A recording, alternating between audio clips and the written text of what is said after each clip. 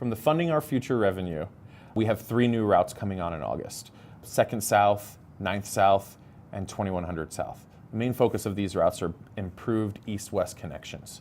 The system right now is kind of a spoke and hub. Everything comes into Salt Lake and everything goes out.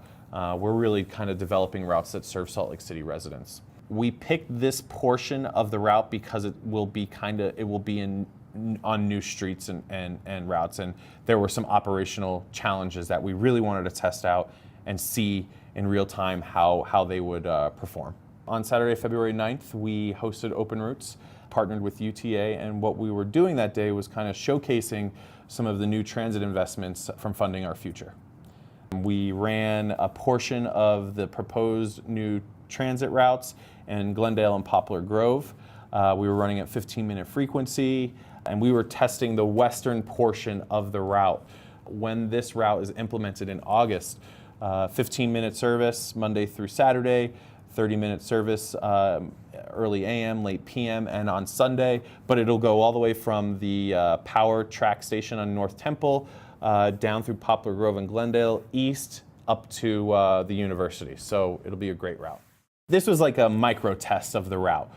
There were 3 kind of objectives for Open Routes. The first one was from an operational standpoint. Since we are running a new route through the neighborhood, we wanted to see from an operational technical standpoint if it was feasible. The second one was we wanted people in the neighborhood to know about it. We wanted them to know that the service was coming.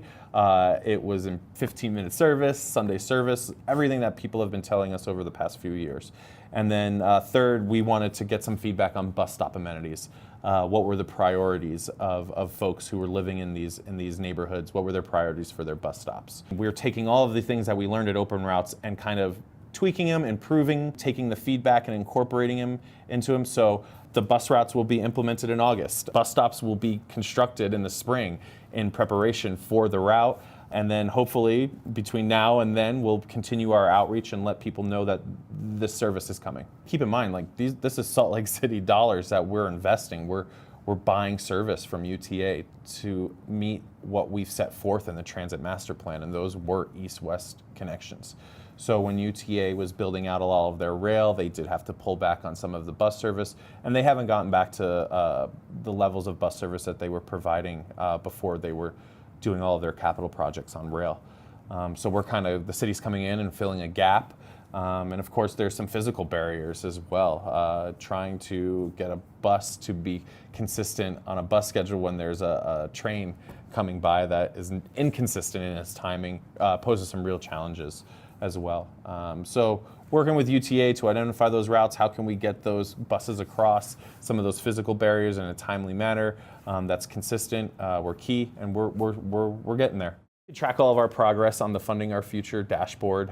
There you'll be able to see all of the investments that we've been making and how we've been using those dollars. You can also reach out to the Transportation Division via email, go to our website. We have a lot of our projects listed on the website, and so you can give us a call or email us as well.